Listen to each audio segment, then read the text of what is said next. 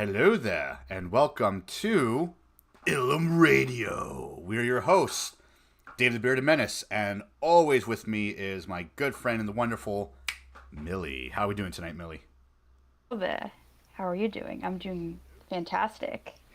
I'm doing pretty good, pretty good. Hopefully, we can have an episode Oh, tonight. some. I think I can hear the video in the Is it my echo? Hang on, probably you because definitely not me. it's not me. I have all my stuff off. A roll Oh, farm boy, stand by. never mind. Was it It you? was me. I had the stream unmuted. I was like, whoa, what the heck? Never mind. Never mind that. Well, it can't be Ilum Radio without at least one technical difficulty, guys. So, Or a haha, blooper. or a blooper reel or something. But here we are. So tonight we are talking about the very emotional, the very fan servicey, but in a good way, episode of Kenobi, episode 6, the last episode of the possibly the first season. And Did say season finale on Disney Plus. I forgot to add that in my notes, but if you go on the Disney Plus Obi-Wan Kenobi banner currently, yeah, it says season finale instead of series finale, but which is what does that ambiguous. what does that mean? Mean a lot of things. Yeah, does it mean that I don't know? They're already getting ready for a season 2. I don't know. We'll talk about it later. Anywho, um,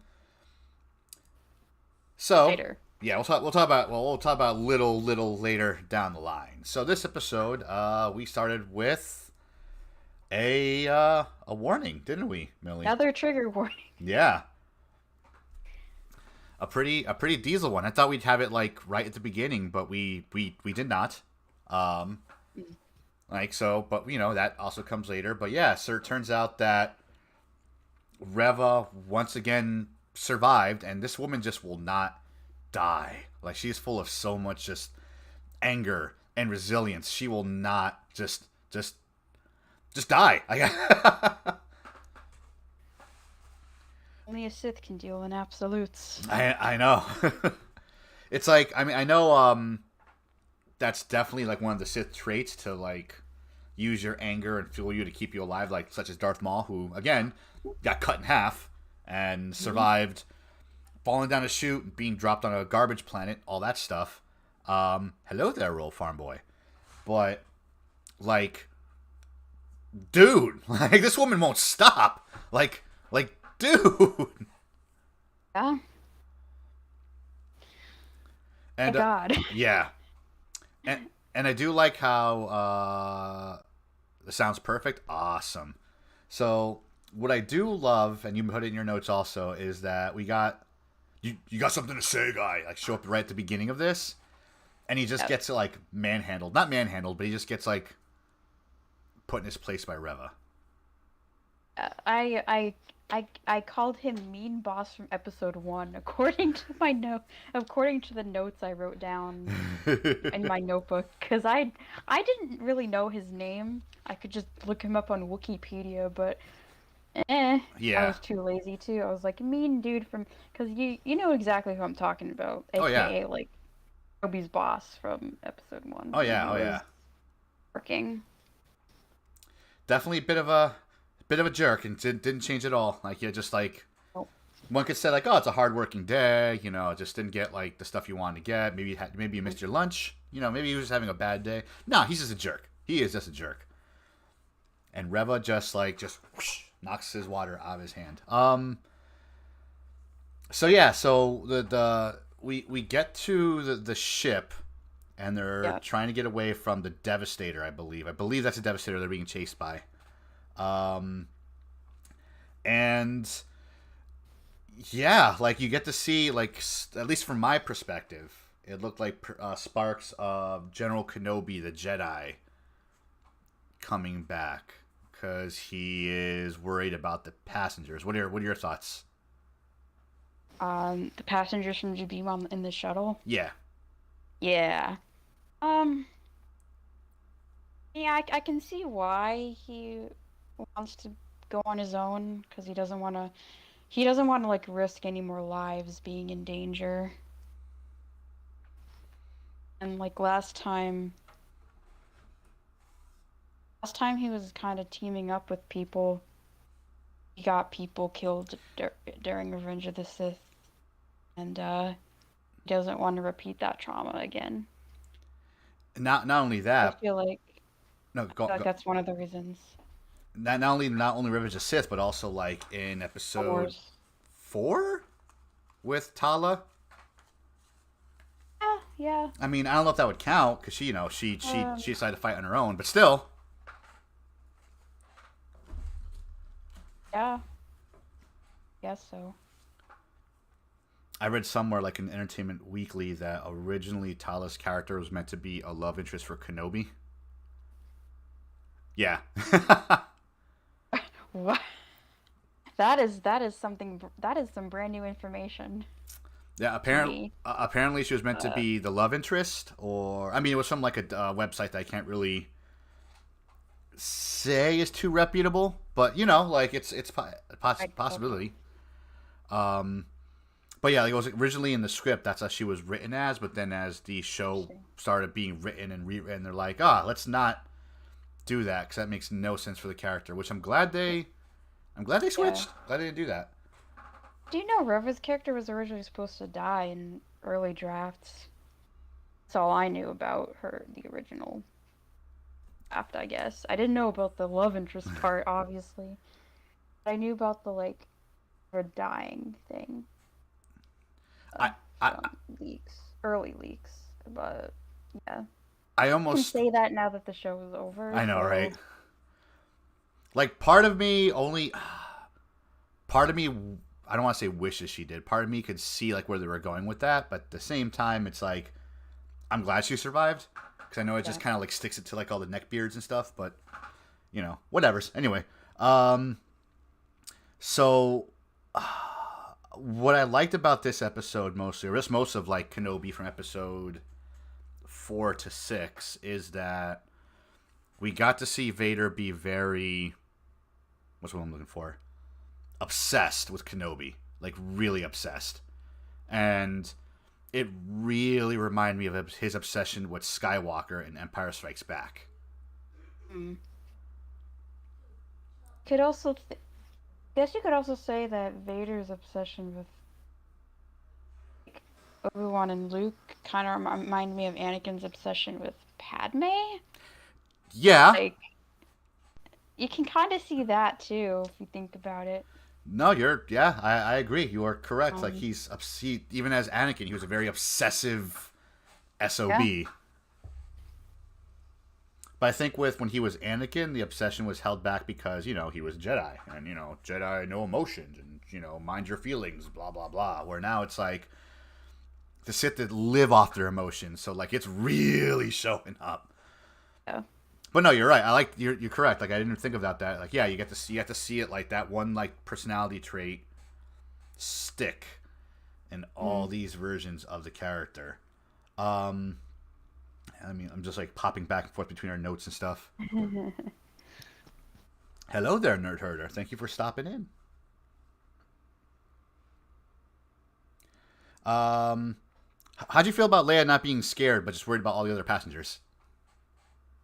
I think that's totally in character. Right? Right?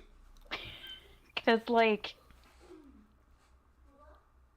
yeah, again, I can, like, parallel, like, between her and in here and her and A New Hope. Mm-hmm. Because, like, yeah, no. I just feel like it's in character for her. Mm-hmm. She's always sassy, so. Yeah, like I agree. Like she's like 10. She's 10. Remember that, people. She's 10. And This is 9 years before A New New Hope. Hope. Yeah. So she is 10 years Oh. old and there is a ship firing on them as they are flying. So there's like rounds going off near them. And she's like, they're scared. Lola helps them. She's not even worried about herself. She's just worried about everybody else. And she's comforting a kid who might be a little older than her. Who knows? But you know what I mean? It's like it's just Corran, yeah. Yeah. I actually did put down in my notes that Leia, Corran, and his mother were like comforting. Leia was comforting them. Yeah. And in no reason she should be, because again she's a kid. But yeah, like she's comforting them. So it's cool. It's really cool. Also, like previously, she was literally just dealt with Reva and was like captured.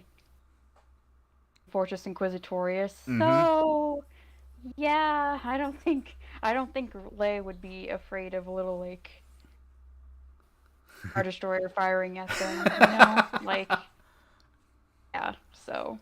Yep. Just saying. I do love. I mean, I wish we got to see more of him, but I'm glad we get to see a little bit of the Grand Inquisitor pop up in this episode. We only saw him in like one scene, I believe, or 2 scenes of him on the bridge. Yeah, like that's about it. Like him just standing with Vader, and him trying to talk Vader down from from chasing the ship. And then Vader's like, Obi-Wan is just not a normal Jedi. We'll take Obi-Wan. And he has this look, this grimace on his face as he turns away. Just. Yeah. Like, he does this thing with his lips. He's like, all right, F me then. Fine. Whatever. Okay. Yeah. So, we're skipping ahead a little bit, but what are your thoughts on Beru showing up? I love Beru. She's such a badass. Like, yeah. We've never seen this side of Beru. No. Like, ever. Which is reassuring. And it's kind of even sadder now that you think about what happens to Beru and Owen at the very beginning of episode 4 when they were attacked by the Empire. Imagine they were actually like using the same weapons they were using when they were fighting off against Reva, and they were probably fighting for their lives until like the Empire like burned down the homestead. I didn't even think of that. I honestly didn't think of that, because they probably didn't die so the way A New Hope paints it is like the Empire executed them and burned their bodies or whatever, right? At least that's how. It looked like they weren't armed, but right. We didn't know. But now it's from what we saw in this episode, it's very possible they were fighting off the Empire. They're like, F it, they're this is what we trained for, and like they just fought off like stormtroopers and just got overrun, which sucks. Mm-hmm. But yeah, I didn't even think of that. They were probably burned because they knew they didn't, like gun on gun, I guess, violence wasn't helping, so they just burned them, I guess. Right. It's pretty dark. Kind of makes you wonder, because I know Lucas wrote it after the fact, but I wonder if, obviously, going through our headcanon, if Vader recognized where he was and knew that was Beru and Owen, when when the stormtroopers burned them to a crisp, like. Do we know Vader went back to Tatooine afterwards? He technically did, because he was on his ship when it was chasing Leia. And Leia's ship was going towards Tatooine. Mm. But Vader never went on planet at all. He never went on planet. He stayed on his. That's what I'm saying. If he ever went on planet, like directly went to the Lars homestead, and I don't think he was there when that happened. There's like no way, like he wouldn't. But he must have given the order, I would think, if like a detachment's down there. I can imagine Tarkin did that, not True. Vader. True. Yeah, you're right. Like, knowing Tarkin, he'd do anything. Like, have you seen him blow up Alderaan in episode 4? Yeah. No. Like, Tarkin's orders ordered probably that happened to the Lars family. So, yeah. That's my headcanon. That's possible. So. You see Vader, she can't be reasoned with. You may fire when ready. Okay, we're jumping way around. But yeah, Beru. Beru. Beru. Yes. Yo, dude, she was like John Wick. She just like hit like a secret panel and like the homestead. These weapons come out. Owen's like, where'd this come from? Like, what the fudge? And then like she's like, listen, we have to defend it. We can do this. We can defend it. And it's like, oh, okay, yeah, all right, cool. Let's do this, Baru. Yeah, yeah. Yep. Like, I seriously thought and I hoped that the weapons they had were, I know I'm using the wrong name, but they were using like slug throwers. Like the projectile rounds that like the Tusken Raiders use. Like, not blasters, because I was like hoping that was it. Cause the way they pulled them out, I'm like, oh, they got slug throwers. That's great against like a Jedi or a Sith because they can't deflect it. But unfortunately, no. I'm sure there's a canon name for those blasters already on Wikipedia somewhere. Oh, I'm sure. I haven't checked. In the Rural Farm Boy, in the Star Wars comics, Darth Vader did go to Tatooine, but only at Jabba's palace. Nerf Herder podcast. Vader in the hierarchy of the Empire is vague at times. Makes sense. Like, cycler rifles. That's what I was thinking of. Yes. Cycler rifles. Thank you, Rural Farm Boy. Those are the ones that like fire like the solid rounds. Yes, thank you. But yeah, that's what I was hoping they would have. Like, that, thought that'd be kind of dope, especially to defend against like a lightsaber user. But, you know, blasters are still kick ass, to say the least. Where are we? Clearly, we do not read comics. We're not that knowledgeable of the comics. So please correct us if we like make any mistakes or yeah, just please correct us if we miss anything. Like, if anything from the comics has happened related to all this, please let us know. Yeah. It'd be greatly appreciated. Although the comics are in my prediction for later. Like, I wrote True. Me too. Yeah. Actually, a couple of the comics are for me, but yeah. Yeah, I wrote it down, but not really. Where are we? So, yeah, so now... So, Obi-Wan leaves the ship, sacrificing himself. He gives Leia Tala's blaster, which is kind of cute, before they leave. Leia's not... Holster. The holster, thank you. Yeah, She's 9 years old. She shouldn't be... 10 years old. She shouldn't be wielding a blaster. Yeah. To quote Obi-Wan. But, yeah, so she's obviously not happy about it because, you know, that's her boy. She got really, like close to Obi-Wan. That was, like, probably one of the first emotional scenes, I think, for me in this episode was that. Because as the audience, we didn't know that he would see her again in the same episode. Like, what do you think? Or what were your thoughts when that came up? Can you repeat that? So, like, this scene where he's saying bye to Leia, and he's going off to fight Vader. We're skipping to the end. Oh. Are we? Oh no, we're still on the shuttle. Yeah, we're on the shuttle. So she's saying goodbye to Leia, and we know they're going to be fine, obviously, because, you know, they come back in A New Hope. Of course. But it's like an emotional scene because at this point, as the audience, we don't know that they're going to see each other again at the end of the episode. We think this is like the final goodbye. Yeah, right? yeah. So I got emotional at that point a little bit. I was a little sniffling a little bit. What were your thoughts on that scene? I got a little I didn't really get emotional until their actual. Well, we don't actually know if it was their final goodbye on Alderaan later on in the episode. I had a feeling at some point we would see their reunion in the episode. Their final reunion before Obi-Wan heads back to Tatooine. Right. Or fights, goes back to Tatooine. But yeah, it's you know, she's not happy about it, and and I think you actually get to see, because remember when he was saying, when she said Lola calms him down or makes him feel safe, and then Obi-Wan's like, oh, maybe I should borrow her or something. I'm pretty sure we actually catch when Lola gets put in his pocket.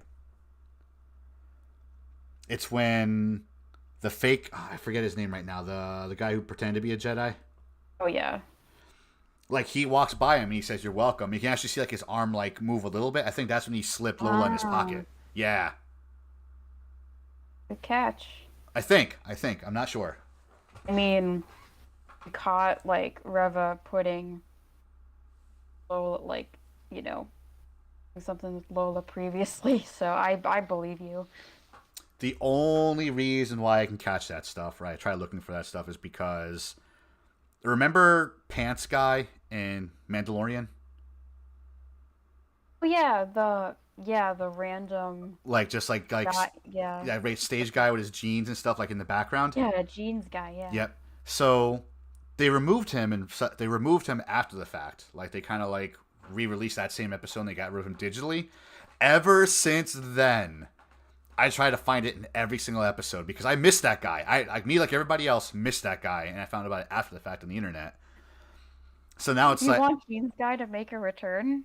Is that what you're saying? any mess up to make a return. Just say like I caught it, Oh. ah, you know, anything like random like a random actor dressed as a stormtrooper walking by with a cup of coffee, not realizing they're filming. Anything, anything. It's just a normal. That Stormtroopers is taking a break, you know? Like, I gotta don't get some Starbucks.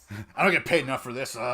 Give me some like Java the Hutt or something, but or like yeah, Java the Hutt. I'll just stick with that. But yeah, like I look for that now. That's the only reason why I'm catching like these little things where like you could see like where they slip this or put the little tracker or whatnot. It's because I'm looking for a fuck up, and I love this show.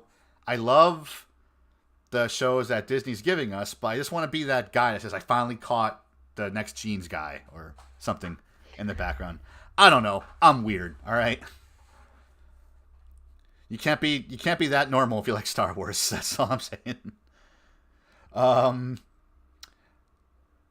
where are we going with this? Oh yeah. So Obi-Wan left Leia to fight Vader. fight Vader. He gave her the holster with like the stripes in it and stuff.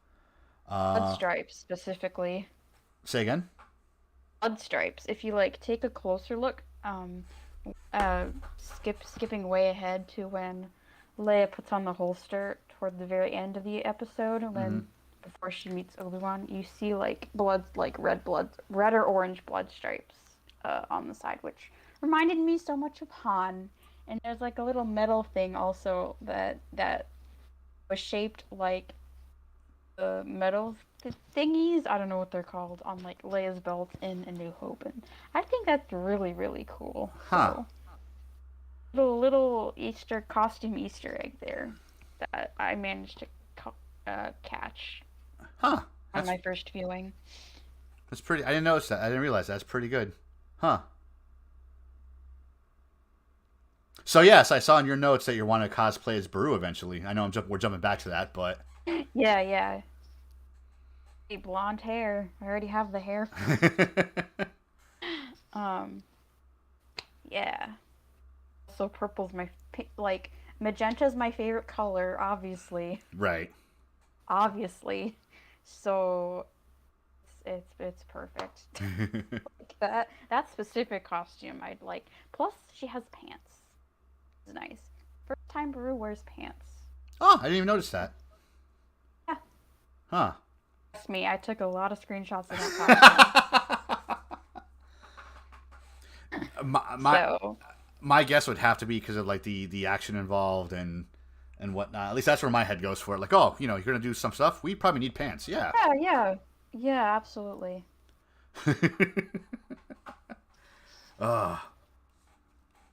That's the costumer and Miss Millie speaking. Details from Rural Farm Boy. So there's Reva is at the homestead now, and there's one thing I want to point out before I forget because I know a lot of angry neckbeards and fanboys were getting upset about Reva showing up to the farmstead. And one of the things they got upset with is they're like, wait a minute, how does Luke not remember like someone with a lightsaber showing up at the farm and chasing him down, blah, blah, blah, blah. So on my second viewing, I was like, all right, good point. I never thought about that. Well, I'm watching it, and I realized Reva never has her lightsaber ignited when she's anywhere near Luke or chasing Luke. Like she has it ignited when she walks into that back shed, whatever you want to call it, right? Yeah. And Luke is already climbing out Um. and leaving. Yeah. And then when Yeah. she's chasing him in the Luke doesn't turn around when her saber's ignited and she's coming after him. nope, not at all. And even when she's chasing him in like in the dark Yeah. in the sands, He doesn't her lightsaber's the off. lightsaber. Plus, when she's about to kill him, he's knocked out. Exactly. So, So, and with the robe she had on, everything, as far as he's concerned, it's a Tusken Raider. yeah, he was literally told the Tusken Raider invasion Yeah. of some sort, not Inquisitor, because obviously he does. Beru doesn't want to scare Luke, you Yeah. know, like, oh, Which says a lot of like how badass they are in that environment. 'Cause it's like, you know, don't tell Luke that it's a lightsaber wielding maniac that's coming towards you. Don't tell him it's a Tusken Raider. Tusken Raiders, we can deal with them. That's easy.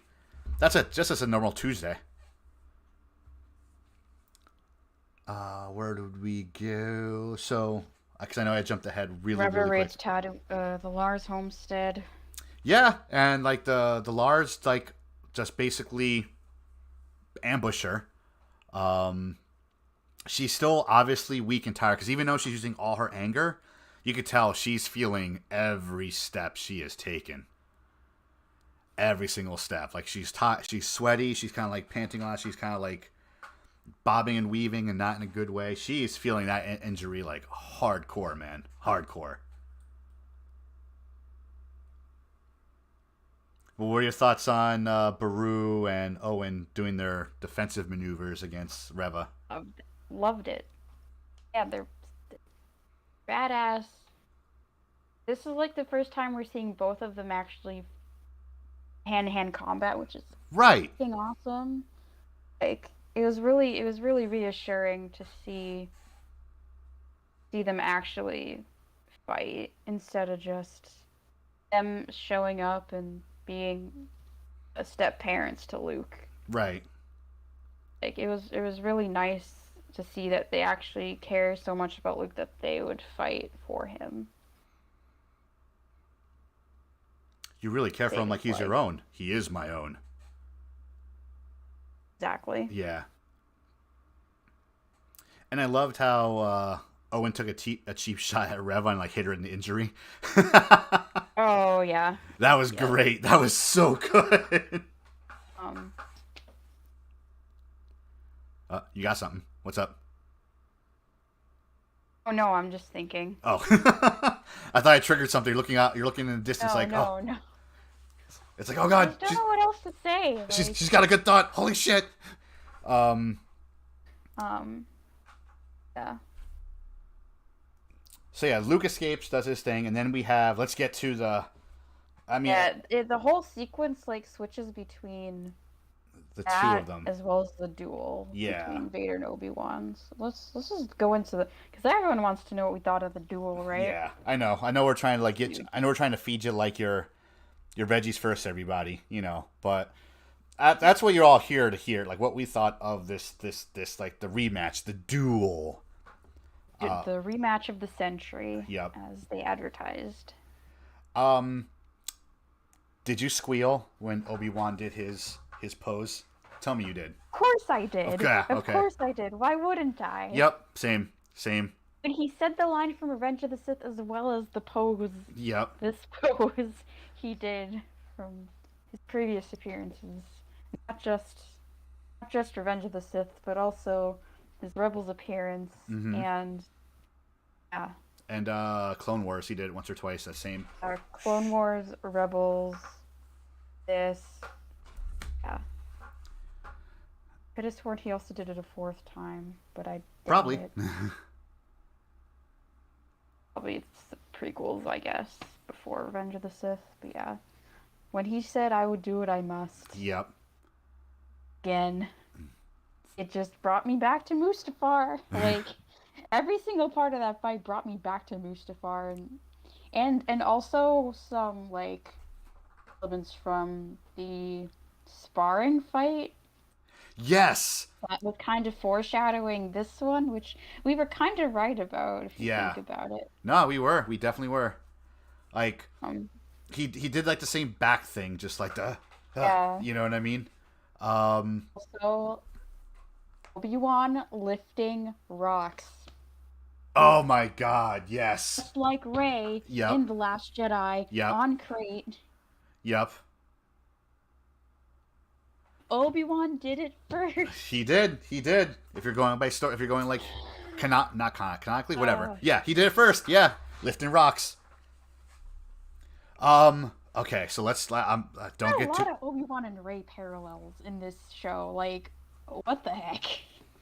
I noticed a lot of Obi-Wan and Rey parallels during this entire show. It's really nice to Yeah, see. it is. It is, and now like not only Ray and Obi Wan parallels, but just like some of the stuff he says, about the Jedi and things also. But Yeah. we'll get to that. Also kind of the parallel of like Obi-Wan and Luke both being exiled. Yeah, yeah. Like, yeah, it's pretty cool.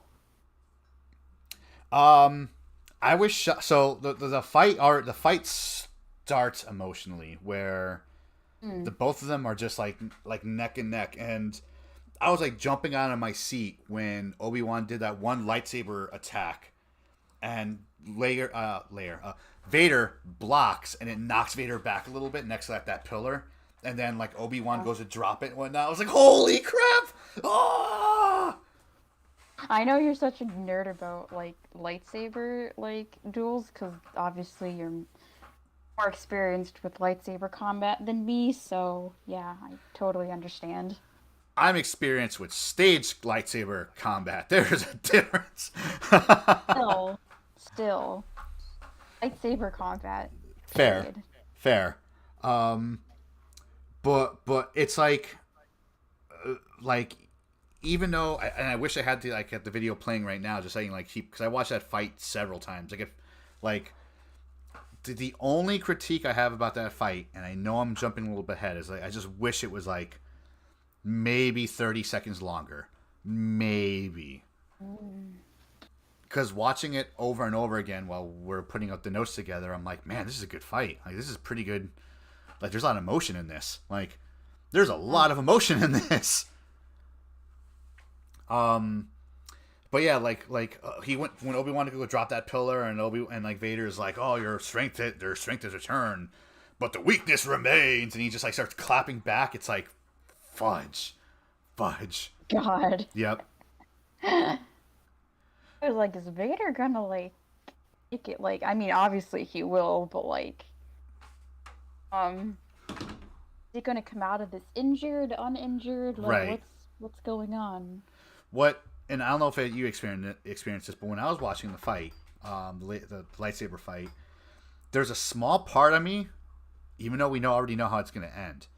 There's a small part of me that actually thought Obi Wan was going to lose and like die somehow.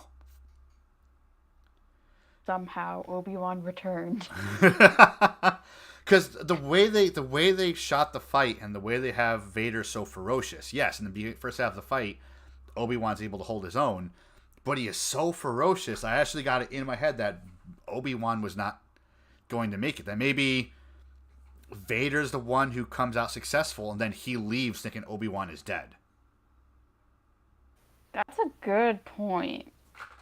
Like, and that would lead that into you hope. Yeah, He finds out he's still alive, and yeah, that would have made more sense actually. Now that I think about it. because then he thinks he dies, and then again we're jumping way ahead, guys. I apologize. We're jumping like Yeah, too far into the I fight. mean, yeah. But we'll get back to that. But like what Well, little let's critiques? can we talk about when like Obi-Wan slashes the helmet and it's like his right side, similar to how Ahsoka in Rebels did the same thing, but Mm-hmm. to his left side. Yep. Like that's insane. Also, I know if um Brenda's watching this later, I know Brent pointed this out on the HoloNet Marauders stream. Yep. I thought of it first before Brent even pointed that out. So the scar on Vader's head when Luke takes off his helmet in Return of the Jedi, that scar probably came from an Obi-Wan like cut his helmet open. Huh. This side. Huh. I didn't think of that. You're right. Yeah. Because that's yeah, you're right.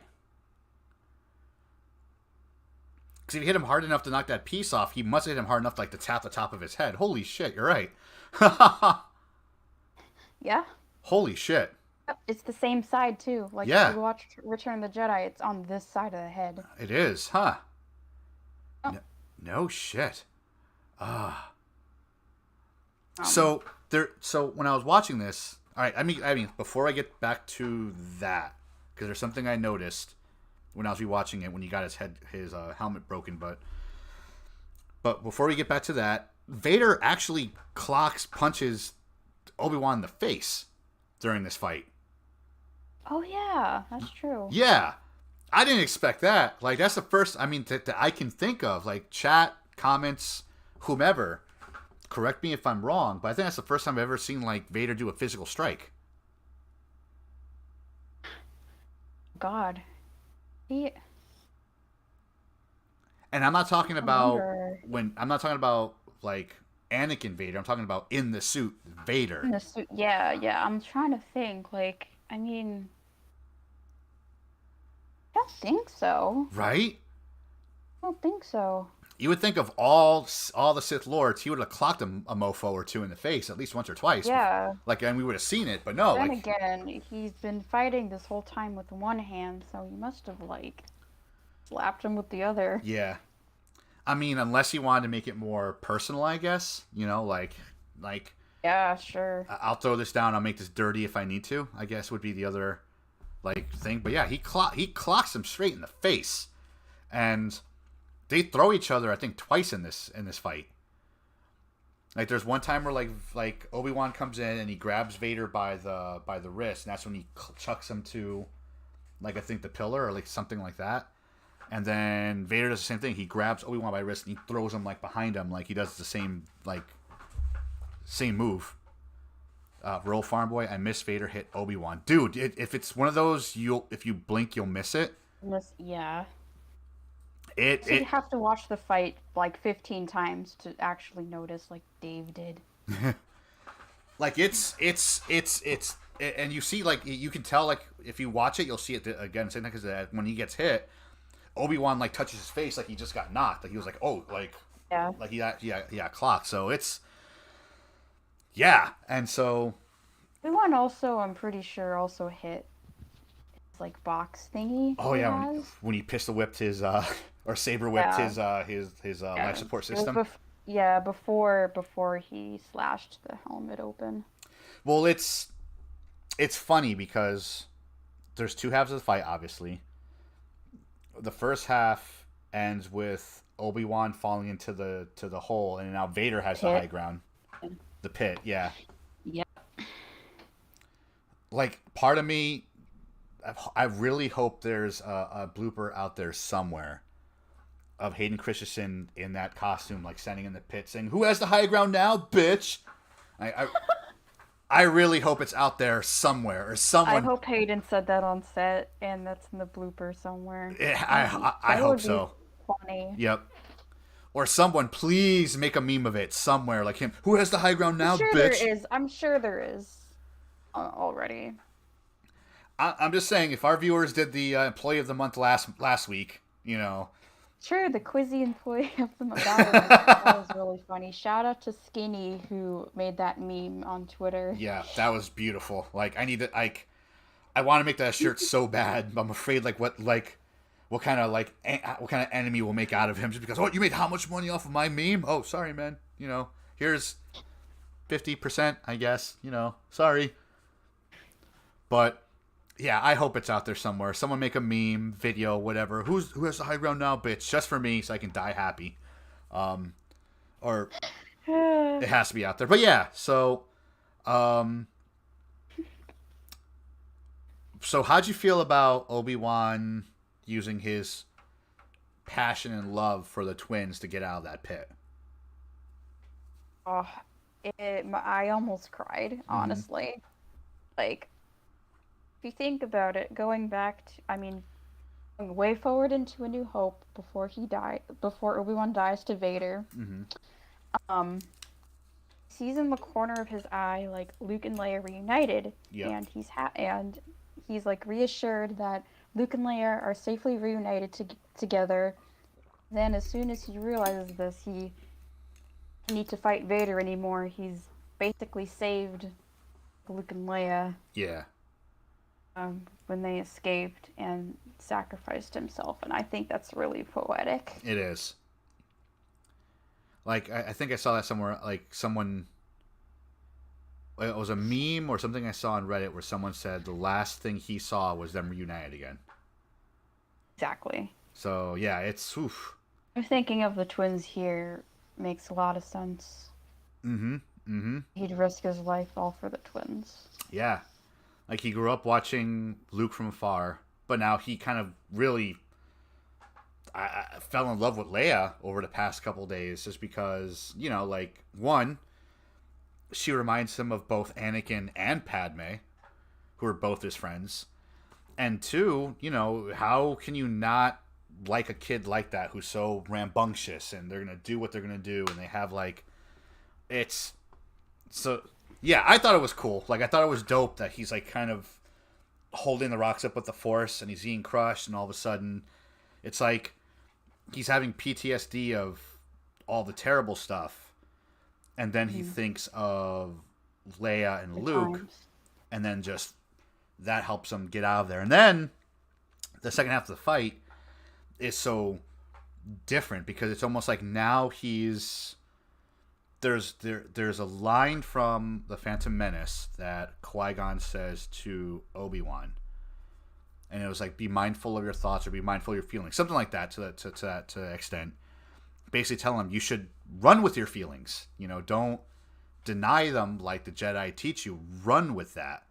And because he was now fighting more passionately, he was able to basically defeat Vader. Because he did the whole like rock you like a hurricane move with the lifting the rocks and the boulders. Um, Mhm. he like pistol whips like his box. He hits him in the back. That got me when he hit him in the back with the lightsaber hit. Oh yeah. Like holy crap! And then we hear like that breathing coming from Vader. Like he even before he hit him in the face, he wrecked his world, man. Mhm. So now we're back to the face coming off. I swear to God, and someone again correct me if I'm wrong, either in chat or in the comments below. I'm pretty sure Anakin shed a tear when his face was revealed. Shed a tear. So I again Whoa. okay. Okay. Let me paint the picture. I swear to God. Okay. Okay. So obviously, for whatever reason, this episode is really grainy, even though it's like in 4K and all that stuff, right? So Sure. I'm rewatching it like on my screen here, like 5 inches away from my face, um, Of right, course you will. right, like doing the notes, and before the red saber is lit up again, and you said it's covered in red, and when you first see like Anakin, when he looks at Obi-Wan and Obi-Wan says, "I'm sorry," it looks like it's a little wet underneath his eye, like he actually had one tear coming down.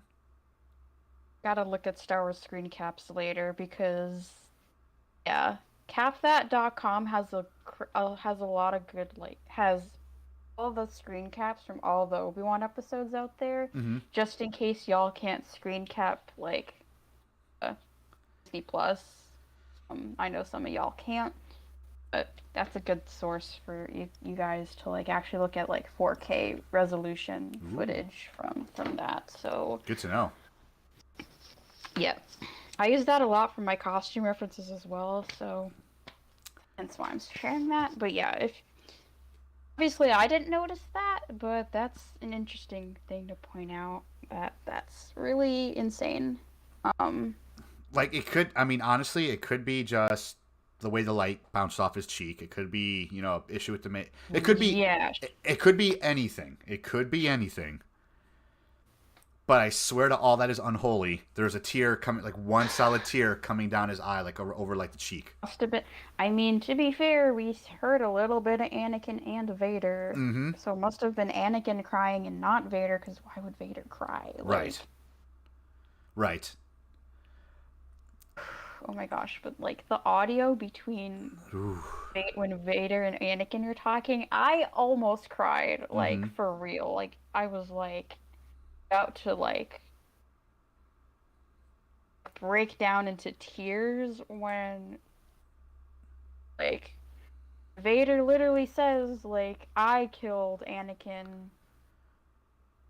like Obi-Wan states in Empire or Return of the Jedi Return when of Jedi. he states, "Oh, Anakin died to Darth Vader." Like technically he wasn't lying because Vader told him himself Mm-hmm. Mm-hmm. from a certain point of view. Yeah. Correct. No. But yeah, I just saw that meme thing where everyone was like, "Well, Vader told me himself." Yeah. So I know the I exact. was there. I know the exact one you're talking about. Yes. He told me himself, man. So Hello there, Eric Colson. Welcome, brother. Um, God, that came in at a really good time. you really did. We're laughing about Anakin possibly crying, and him saying that Darth killed Annie.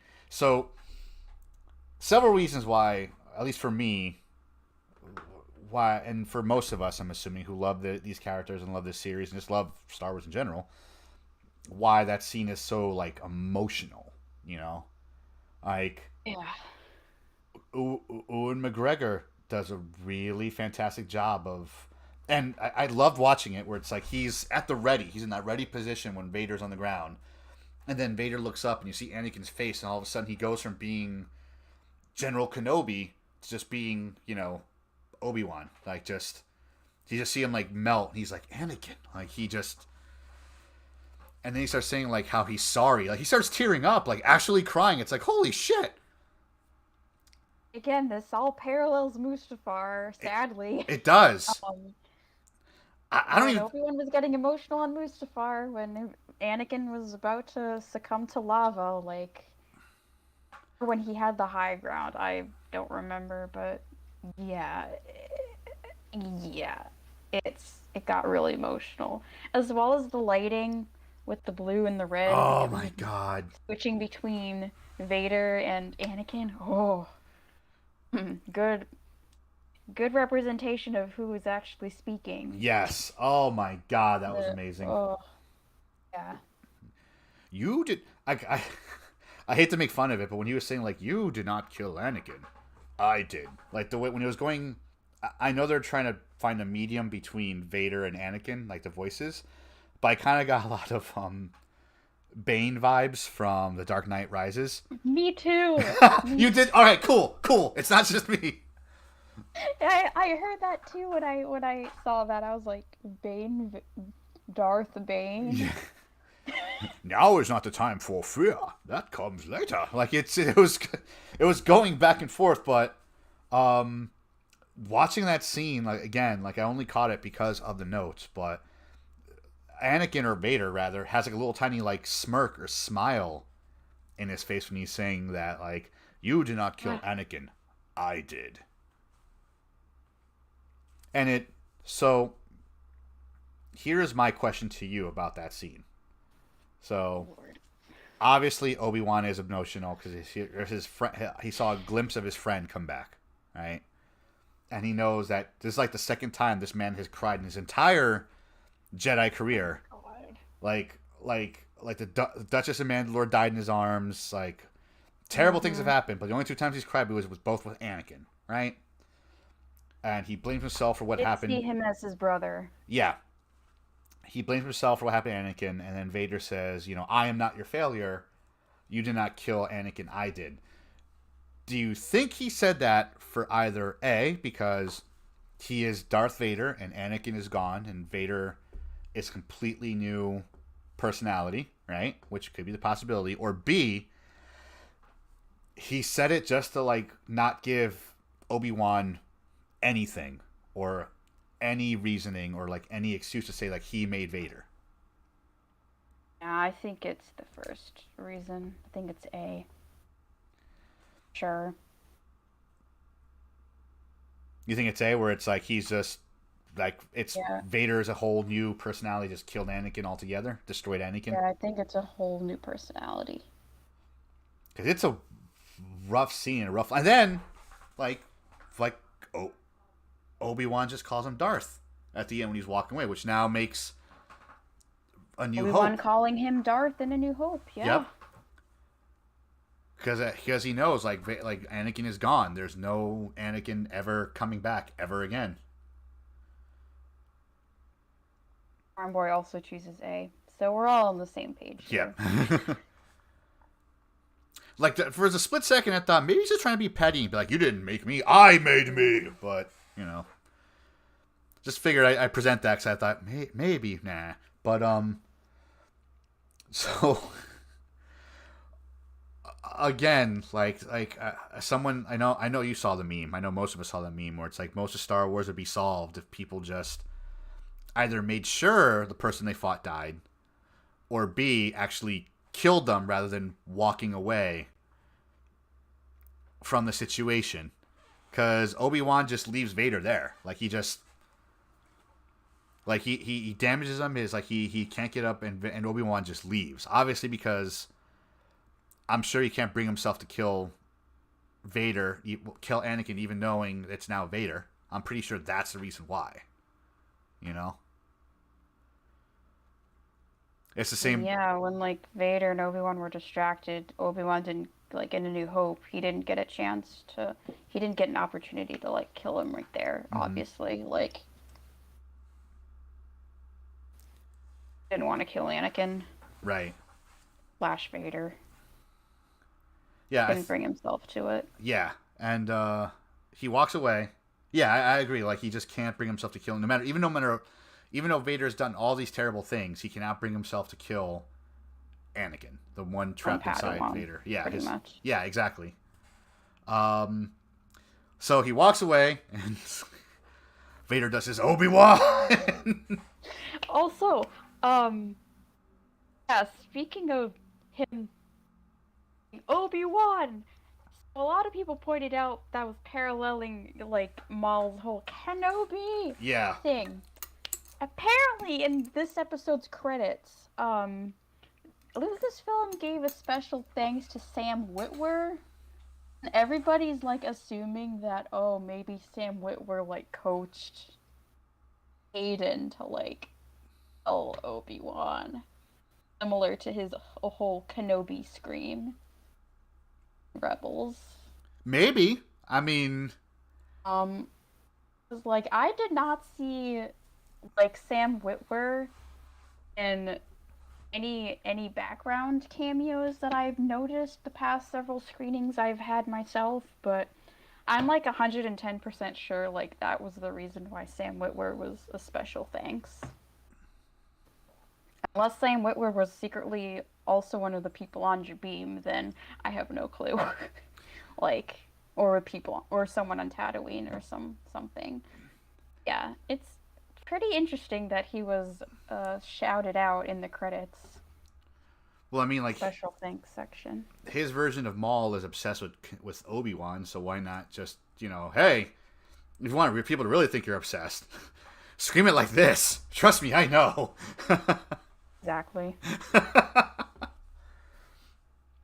But I mean, I laugh at it now when he does the whole like Obi-Wan. Now I'm laughing at it, but when they first showed it, that was pretty scary. Like I got emotional and I was a little scared. Yeah. Not gonna lie when I was watching it. Obi-Wan. Well, the whole fight, I was pretty emotional. So, like, when he was, like, yelling that, I was like, oh my god. Yeah. Sobs. Yeah. Ugh. Yeah, so. So, how would you think of... God, the pain in his voice, I too. My god. know. Holy crap. Oh my god. Holy crap. And it makes so much sense at the end of the episode, which we'll get to. But it's like, yeah, he is like... even at the beginning of the fight, Vader says, "You've come here to destroy me." He sounds almost emotional when he says it. Like he's still almost Just like heartbroken. Mustafar. Yeah. We're always coming back to Mustafar, like paralleling the two scenes. Like, my god. I mean, that's where excuse me, unfortunately Vader was born. He was born on Mustafar in that scene. Like Yeah. I mean, fans have always said, other people have always said, like, oh no, he was born when he was raiding the Jedi Temple or when he killed younglings. No, he was... Mustafar is where he Like, was born. yeah. Born, yeah. Yeah, like everything, Sure. everything up until there, killing the younglings, raiding the temple, Mace Windu, all that Sure, stuff. like, sure, Sidious, like, called him Darth Vader on Coruscant before Order 66, but, yeah, Yeah. crazy. Um, where was I going with this? Anywho, So, Obi-Wan defeats Darth, calls him Darth, leaves, and then goes to rescue Luke Luke. from Reva. Until Reva actually, uh, spares Luke, plot twist, Yep. and, and he's passed out, and Reva sees, herself in Luke before she realizes that she can't bring herself to kill Luke because she sees so much of herself in Luke Yep. life, and pretty much redeems herself, I would say. Mm-hmm. And and then when she realizes this, we cut to a scene where, like, I believe Beru and Owen are, like, desperately trying to look for Luke in the dark outside. Obi-Wan arrives, with assistance, I guess, or and then Reva eventually, like, the three of them eventually notices Reva carrying Luke and gives Luke back to Owen and Beru. It was oh my god. Mm-hmm. I do like the way they did that scene. Because it shows a lot of things in my opinion. One, Reva is not the monster that Vader is. Um, that scene there tells us how much of a monster Vader is and what he has done and what he will continue to do up until Return of the Jedi. Oh. And she cannot do, because she asks herself when Obi-Wan comes up to her, am I him? Have I become him? And like even like Jen was watching, my wife, she got emotional. She's watching it, and like she's crying and she's like talking to Obi-Wan. She's like, you're not the monster that Vader is. Like you're not that monster. And it's a beautiful. I mean, I know fans don't like Reva. Fine, whatever. Or I don't know if we can call them fans, but I know people have their stuff with Reva. But like that's an arc and a half, because we have someone who would just go, again, relentless, do whatever she has to do to get to what she wants. But that's where she draws the line, doing that. Mm. I'm just curious how she still stayed alive now, losing that Sith anger. But whatever, I'm not gonna poke holes at a show talking about space wizards with laser swords. So, No, it's all fake and in space. yeah, it's all this shit ain't Shakespeare. It's Star Wars, guys. So there may be some Shakespearean moments, but it's Star Wars, not Shakespeare. Who knows? Maybe we'll see her in Jedi Survivor or a potential Reva spinoff. Who knows? I'm hoping we see something, but we'll get to that. So, not the final scene, but one of the last scenes of this entire amazing episode is Obi-Wan going to see Leia for the last time on Alderaan. Mm-hmm. Um, Well, supposedly we don't really know for sure, but right. I think we're all pretty certain that is their last interaction before Leia eventually, asks Obi-Wan for help and states that he's her only hope. Right. Right. So Um, that whole interaction on Alderaan just makes me emotional to yeah. talk about it. Like especially when he's like when I was like watching it the second time last night, and it's like what 11 o'clock at night maybe, I'm not sure, but Oh God. yeah, like because I'm writing notes, I'm watching it, and then when you go start describing like her parents, like you're this, and that, those are qualities of your mother, and like these are gifts from your father. I'm like, oh my god, like I'm bawling in my office, petting my cat. It's okay, it's okay. Like, just damn, like just the way the lines are delivered, it's just like damn. Um, Farm Boy asked a really good question in chat regarding Leia and Luke. What's your thoughts? You think Reva knows who Luke is, or does she think a connection to Obi-Wan, who, knowing he's a Skywalker? So we know that she finds out from episode 5 because she finds a little communicator thing, right? I think she knows that Luke is a force sensitive, like human. Not. I don't think she knows about Luke's like familial lineage. Yeah, because You know what I mean? I don't think Bale said anything about a name at all. He just said, the Boy. the boy Lars. Didn't say Skywalker or anything. Yeah. Like Reva would know who Skywalker is because she'd connect Luke to Anakin right away if she heard that. Like, Yeah. my guess is she did it to get back at Obi-Wan, maybe. That's the only, like, because I don't, like, you're right, because I don't think Skywalker was said when she found the little communicator thing, like when it was all broken. No, I don't remember. I don't remember. I don't remember him saying Skywalker in that. Mm-hmm. Leia is called Leia Organa, not Leia Skywalker. So Right.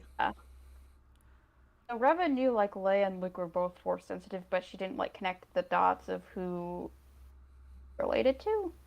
So, which is kind of reassuring because she didn't kill them both. So Right. she Where still spared them. she did, and it still gave her like that arc that she couldn't, like, again, she could not kill a kid, which is a lot to say. Nope, there was no mention. See, okay, cool. Roll Farm Boy, that confirmed it for us. Nope, there was no name mentioned. Yeah, so she probably did. Honestly, she probably did just to get back at Kenobi, maybe, because she's like blaming Kenobi for like her plan failing to kill Vader or something. Yeah, she only knew Anakin's identity as Vader, Right. obviously. So I don't know. We'll have to rewatch that episode again to see what's actually said. I'm sure something important is said, like, oh yeah, but whatever. But good question, Bro Farm Boy. Thank you for that question. So Leia calls Obi-Wan before he before he heads off to Tatooine. Which connects a lot of dots because Leia calls Obi-Wan in her little message to him in A New Hope, which pretty much brings it all together, in my opinion. Mm-hmm. Like, I know fans are upset that, like, now Leia knows who Obi-Wan is, and then when she gives, like, that message to R2-D2, she speaks to him more like General Kenobi, she doesn't call him Ben, like, they've had, like, a history together. But at the same time, she's a princess of Alderaan, maybe she has, like, all this structure built into her now at this point, because that's why she says General Kenobi, not, hey Ben, remember me? Like, you saved me, I need your help again. I don't know, but continuity has never been a big thing in Star Wars, even when Lucas had it. I'm not wrong. Yeah. I'm gonna just go straight to Tatooine after, because I think some of the bigger stuff is in those scenes that we should talk about. It is. So, very emotional, but now we're on Tatooine. Do you want to take it from here, Millie? Oh, you go for it. I'll mention the costume. Okie dokie. So, Obi-Wan is like at peace now. He's like getting ready for an adventure, basically. And he leaves his cave. You know, he looks back at it like a sitcom in the 90s. Like, this was my home. Now I'm out. And then, he goes to do his thing. And he goes to visit the Lars homestead. And he tells them, hey, listen, you're all the boy needs. I'm going to go do my own thing. And then that's when Lars is like, hey, do you want to meet him? And then Obi-Wan walks up. It's almost like Ewan McGregor was getting ready for it. Like, you could see in his face. He just does the whole, hello there. And again, I squealed. Me too. I felt it coming. We got what we got. Yep.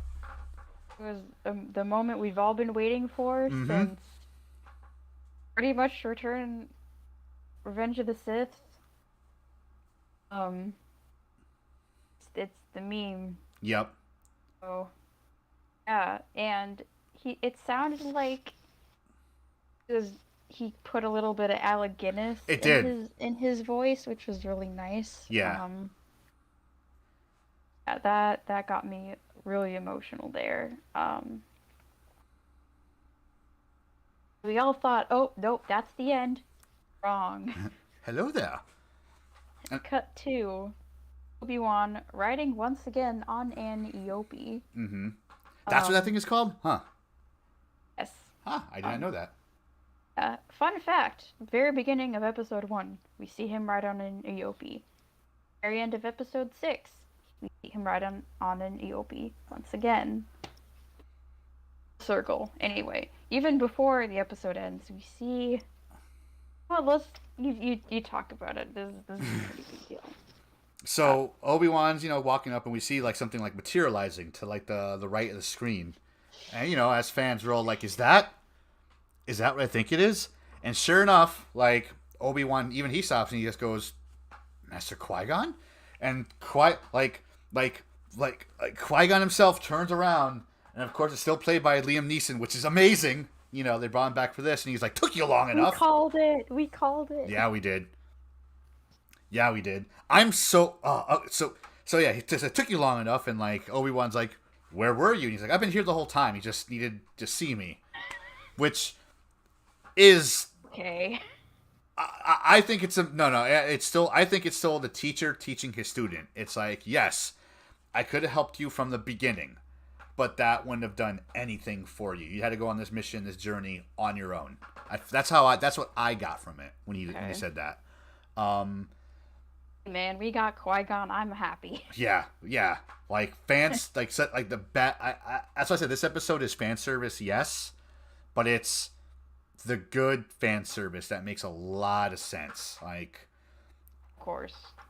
Like, it makes sense now for Qui-Gon to show up now to Obi-Wan, because now Obi-Wan has finished his journey. He's gone through he's back. It's General Kenobi. It's the Jedi Master back. So he's reconnected to the Force. That's why he's able to see Qui-Gon, and he's off. They both, Qui-Gon goes, "Come now, we have much to do," and then they walk off into Beggar's Canyon, which I'm assuming. And that line is a tease for the continuation. Yes. Oh, yes. Episode ends. We all cried. I cried several times watching it again to write the notes. So I was honestly hoping for post credits, but we didn't get that. So we got strangely got like post credits from the previous shows, like Book of Boba Fett. Well, it really Mando, but like yeah, those shows. We got post credits for those. Yeah, you were saying we got Palpatine. We got that right. Completely skipped Palpatine. Yeah, we forgot about that. We got Palpatine. Talk about Palpatine. So Vader's at his castle, his helmet's fixed, and he's just sitting like in his throne room, all like angry and emo. And he's like, Yeah. "You guys, the probes are out. We will destroy everything in our path until Kenobi is found." I think that was like another prediction we had was Palpatine would show up somehow, Yep, and I was right. yep, My yep. God, I got a lot of things right this episode, and I'm Yar. really happy. Real farm boy, who didn't? Yeah, who didn't cry at this episode? Or at the end of this, but yeah. And Palpatine, this calmly, he's like, "You seem agitated, my friend." like talking down. You seem a bit agitated, my friend. Like, I wonder if We your thoughts. mentioned he's portrayed by Ian McDiarmid again. Yes. Ah. Like, I think he lied at Celebration, like saying, "Oh, I'm not in Kenobi. I'm done doing Star Wars." No, you're not. No, you're not. We're in this episode. Yep. You bastard! You lied to us. Well, for good reason, obviously. But I where Palpatine pops in again, just like Qui-Gon, I think it makes sense. He's right at the end. Yeah. It's Vader lamenting about Kenobi, and then he's Yeah, like, with both of their masters showing up at the end makes sense. Yeah. Now that I think about it. "Yeah, exactly, Only one on hologram and one in Force Ghost. right." And just, I like how he says, if you can't get over your past with Obi-Wan, and like Vader's like, Obi-Wan means nothing, like just, and That's a lie. it's a lie. I know it is. So now we get to our what were you saying? I'm sorry. That's like that statement's a lie. Yeah, definitely. Or maybe that's the last of Anakin letting him go until he sees him again in New Hope. Because, Supposedly, well, and Rebels happens. Him and Ahsoka oh yeah, each other again. Also, Obi-Wan on Tatooine in Rebels killing Maul yep, for good, supposedly. Supposedly. I mean, he's dead. Huh. But yeah, still looking over Luke. Like, honestly, the door has opened a lot more Obi-Wan content. It's like canon comic book like content with Obi-Wan in that costume, by the way, at the end of yeah. the episode. You're right. I forgot about that. Yeah, Put that in my notes if you want to look at the pictures. yeah. Let me see if I can bring it up real quick. It's probably gonna cover, for those of you who didn't see it. Where are you? We should probably talk about like prediction, like what we think might come next. What we think.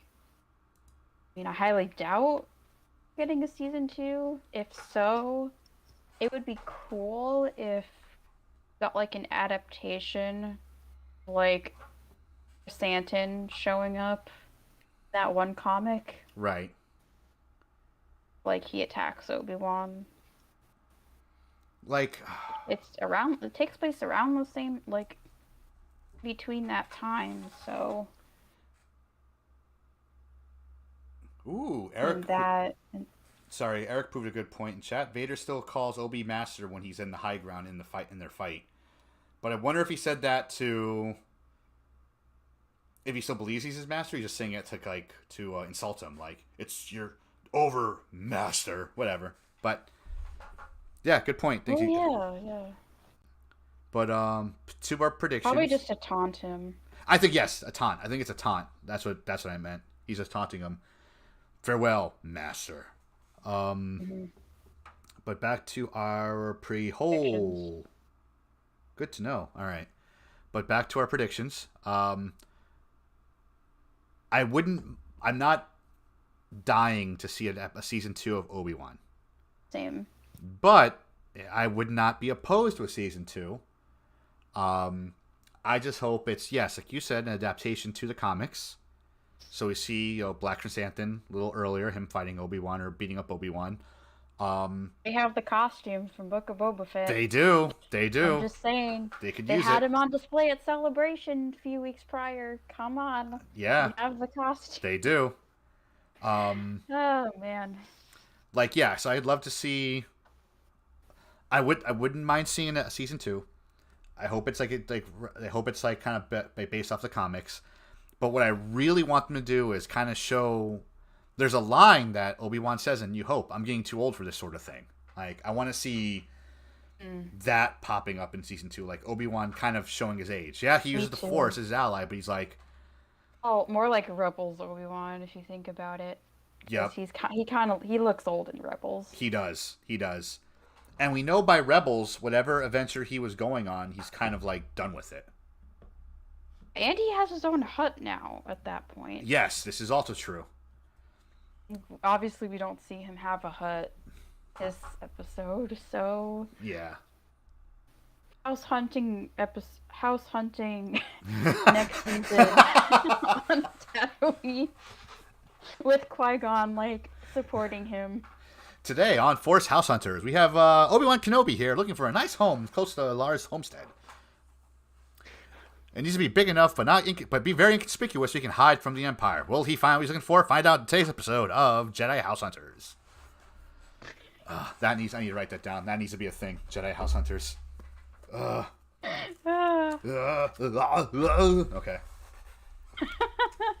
Arnold noises. God. Jedi House Hunters.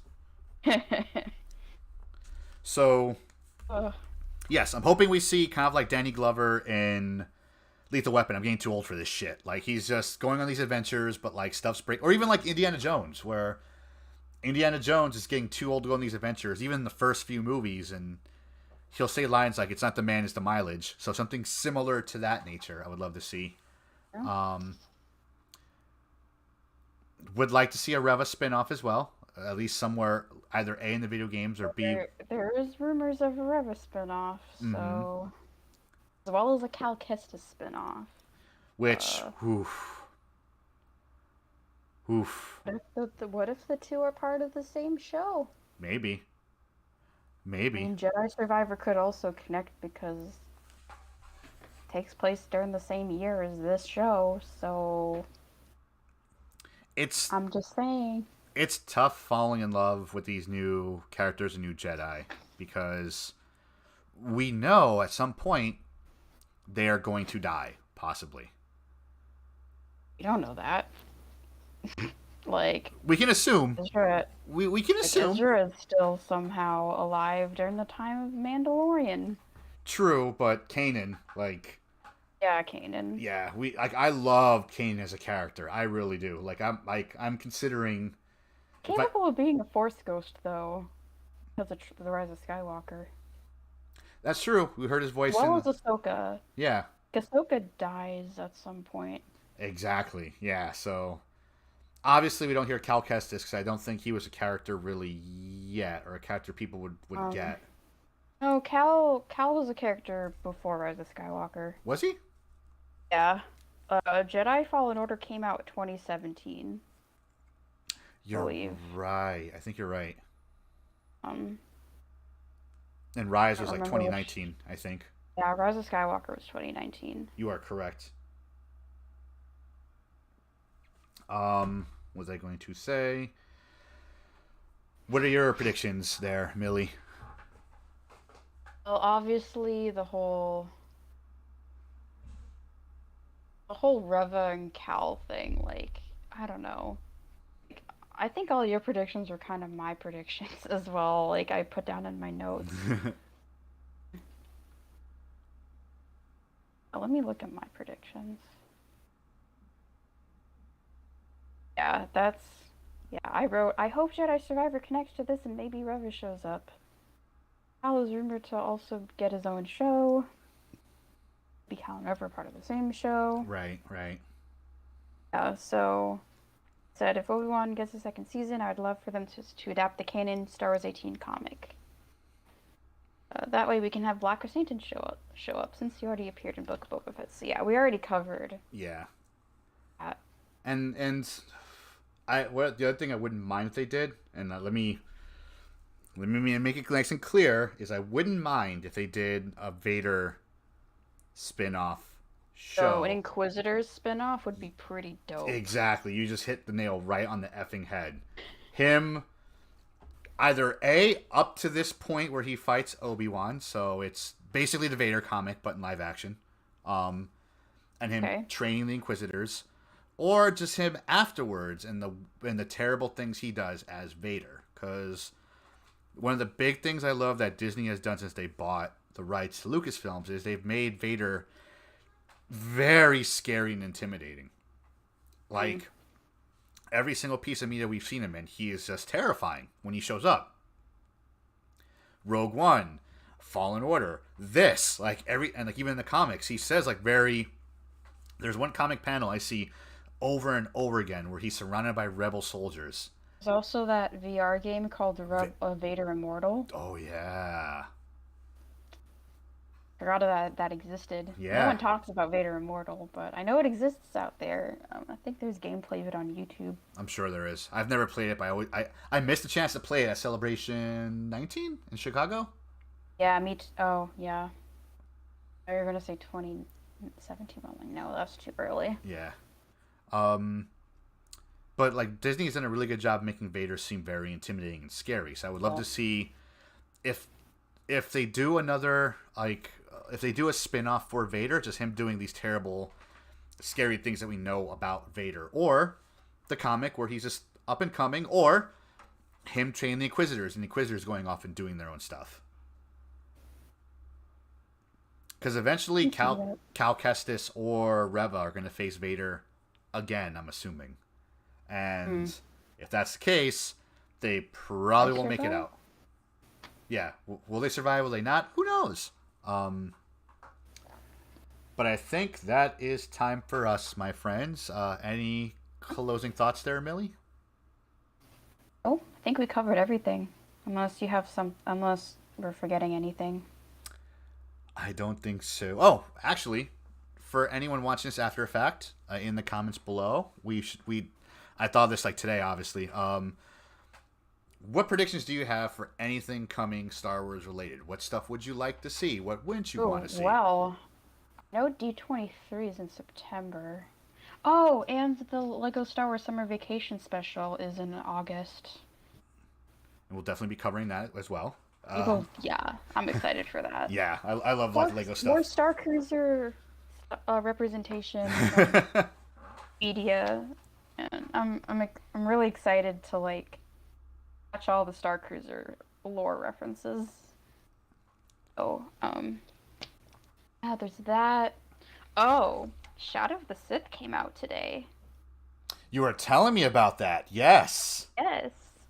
I don't have the book, but I should read it. But yeah, honestly, I'm probably just gonna look at people's reviews and stuff. Pretty sure most of them are positive, but yeah, I'm hearing a lot of good things about that. I'm still reading. I'm still like in the first few chapters of The Last Jedi, and the first few chapters of Light of the Jedi. I'm really bad at reading books sometimes. Me too. Yeah. I've read a few of the Star Wars books. Mostly like the novelizations of the movies. Roll Farm Boy asked if we'll be back here next week. Of course we'll be back here next week. Same Ilum time, same Ilum channel. Broadcasting from inside Ilum Planet Ilum. My idea is that we'll talk about probably some news and stuff we haven't covered because we've been covering the past 6 episodes of Kenobi. So. But yeah, we'll definitely be here. We'll either be talking more Star Wars news or we'll just be, I don't know, talking to you guys. We'll see. But if you guys, like, obviously, whatever predictions you want in the comments below, let us know. If you want to hear us talk about something in particular, Star Wars related, or our thoughts for Star Wars, hit us up on our email at ilumradiopodcast@gmail.com. You can also find us on Twitter at Ilum Radio and on Instagram at Ilum Radio and also TikTok at Ilum Radio. If you want to get to us directly to say how cool we are, Millie, where can they find you? So if you want to find me on Twitter, it's underneath my video screen at ME_Halprin, HALPRIN, or on Instagram at Millie_Halprin. If you guys want to find me, you can find me on Twitter down below at TheBeardedMenace, as it says right here on my screen. On Twitter, you can find me at TheBeardedMenace. Instagram, you can find me at DaveTheBeardedMenace. I do have a TikTok. There's really not much on there, but still Dave's Bearded Yeah, Menace. I have a TikTok too. It's the same as my Instagram, so it's in my Twitter and Instagram bios. So if you want to follow me on all the social medias, it's all there. So If you guys want to hang out for a little bit afterwards, after the show, you can find me streaming at twitch.tv/DaveBeardedMenace. I will go live at about 9 p.m. after the end of this show. You can find me on Twitch at 9 p.m. Eastern Standard Time, Tuesdays and Thursdays, either building something on Tuesdays, whether it be a Gundam model kit or a Star Wars model kit, whatever, or gaming on Thursdays. But that's it for us, my friends. As always, be easy, stay frosty, and may the Force the force be be with with you. Peace, guys.